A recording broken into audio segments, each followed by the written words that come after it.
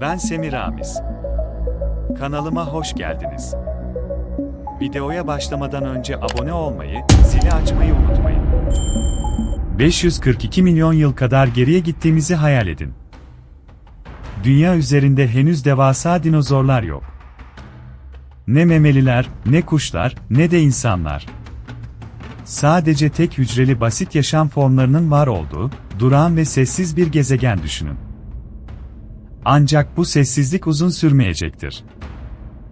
Bilim dünyasının Kambriyen patlaması dediği olay, gezegenimizdeki yaşamı kökten değiştirecek bir devrim başlatacaktır. Bugün hep birlikte, okyanusların derinliklerinde başlayan bu devrimin sırlarını keşfedeceğiz. Jeolojik zaman çizelgesinde Kambriyen dönemi, yaklaşık 542 milyon yıl önce başlar ve yaklaşık 53 milyon yıl kadar sürer. Ancak bu dönemin asıl önemi, tarihte ilk kez karmaşık, çok hücreli yaşam formlarının hızla çeşitlenmesi ve adeta bir evrim fırtınası yaşanmasıdır. Bu yüzden bilim insanları bu olayı, hayatın büyük patlaması olarak da tanımlar. Peki ne oldu da bir anda bu kadar fazla tür ortaya çıktı? Hangi koşullar bu evrimsel patlamaya zemin hazırladı? Ve bu dönemin izleri bugün nerelerde saklı? Gelin, milyonlarca yıl önceki denizlerin sırlarına birlikte dalalım. Kambriyen patlaması öncesinde, dünya yüzeyinde yaşam neredeyse mikroskobik seviyedeydi.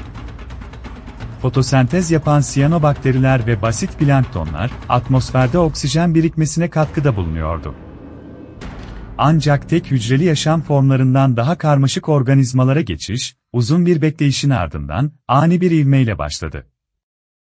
Bilim insanları bu ani patlamanın arkasında birkaç faktörün etkili olduğunu düşünüyor. Birincisi, atmosferde ve okyanuslarda oksijen oranının kritik bir eşiği aşmasıydı. Oksijen, karmaşık hücre yapılarını destekleyen enerji üretimini mümkün kıldı. Bu enerji fazlası, hücrelerin bir araya gelerek dokular ve organlar oluşturmasına yol açtı.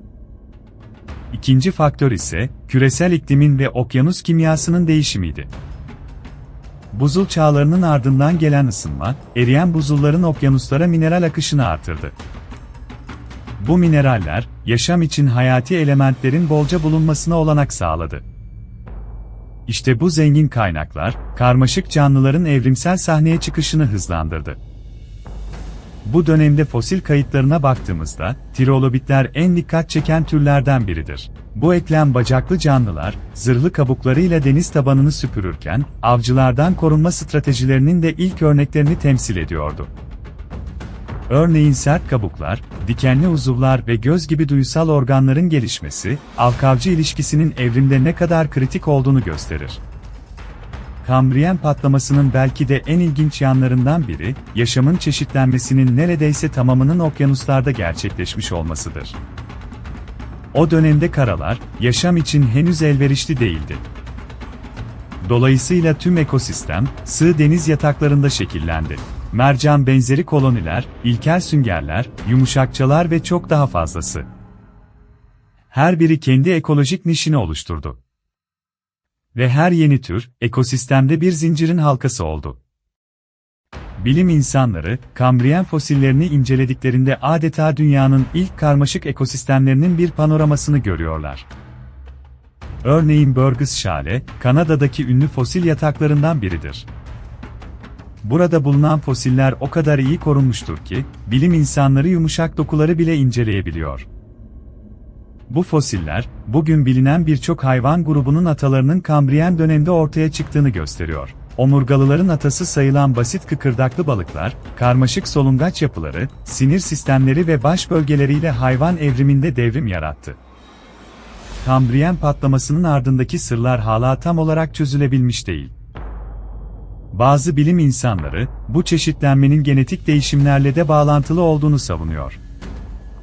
Özellikle Howe genleri, yani hayvan vücudunun bölümlerini belirleyen gen kümeleri, Kambriyen döneminde karmaşık yapılara evrimleşmeye başlamış olabilir. Bu genetik inovasyonlar, canlıların vücut planlarında büyük çeşitlilik yarattı. Omurga, bacak, anten, göz gibi yapıların evrim sahnesine çıkması, işte bu genetik mekanizmalarla mümkün oldu. Okyanusların evrimine baktığımızda ise, Kambriyen dönemin ayrı bir önemi var. okyanus tabanındaki mineral zenginliği, plankton ve alg patlamalarını da tetikledi. Bu canlılar, besin zincirinin temelini oluşturdu.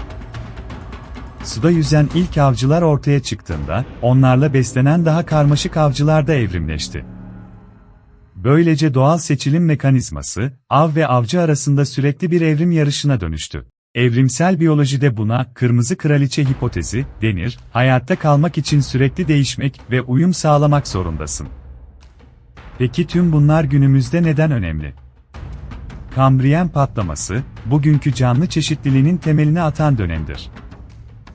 Bugün karada, havada ve denizde gördüğümüz milyonlarca türün ataları, o dönemdeki ekosistemlerin mirasçılarıdır.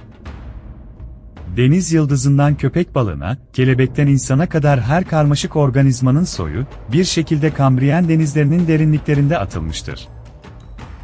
Bu dönemin ekosistemlerinde gerçekleşen hızlı evrim, bilim insanlarına çevresel değişikliklerin yaşam üzerindeki etkilerini de anlatır. Bir anda artan oksijen seviyeleri, küresel ısınma, minerallerin akışı gibi faktörler, milyonlarca yıl sonra bile bizi etkileyen iklim değişikliklerinin ne kadar güçlü olabileceğini gösterir. Bu yüzden Kambriyen patlaması, sadece bir fosil hikayesi değil, aynı zamanda geleceğe dair önemli dersler barındırır. Belki de en etkileyici soru şudur, bu çeşitlenme olmasaydı, biz olur muyduk? Hayır. Eğer Kambriyen patlaması gerçekleşmeseydi, karmaşık yaşam formları, duyu organları, iskeletler, koruyucu kabuklar ya da avlanma stratejileri gelişmeyebilir ve dünya basit tek hücrelilerle kaplı bir gezegen olarak kalabilirdi. Bu da demek oluyor ki, her birimiz, okyanuslarda başlayan bu devrimin bir sonucu olarak bugün buradayız. Şimdi gözlerinizi kapatın ve 542 milyon yıl önceki sığ denizlere bir yolculuk yapın. Sualtı çayırları gibi hareket eden yosunlar, kabuklu trilobitler, ilk avcılar. Her biri okyanus tabanında, bugünkü yaşamın yapı taşlarını kuruyordu. Ve bu süreç, gezegenimizin tarihindeki en dramatik sahnelerden biriydi. Belki de bu yüzden, bugün hala okyanuslara baktığımızda içimizde tarifsiz bir hayranlık uyanır. Çünkü orası, atalarımızın ilk yuvasıdır. Kambriyen patlaması, bizlere her yeni keşfin bir zincirin halkası olduğunu hatırlatır. Evrim, durmaksızın devam eden bir hikayedir. Ve her yeni fosil, dünyanın sırlarını biraz daha açığa çıkarır. Eğer bu hikayeyi ilginç bulduysanız, yorumlarda düşüncelerinizi paylaşmayı, kanalımıza abone olmayı ve bir sonraki bölümü kaçırmamak için bildirimleri açmayı unutmayın. Bir sonraki videoda, Kambriyen patlaması sonrasında karaya ilk adım atan canlıları ve karasal ekosistemlerin nasıl kurulduğunu inceleyeceğiz. Bizi izlemeye devam edin. Bilim dolu bu yolculukta birlikte keşfetmeye devam edeceğiz.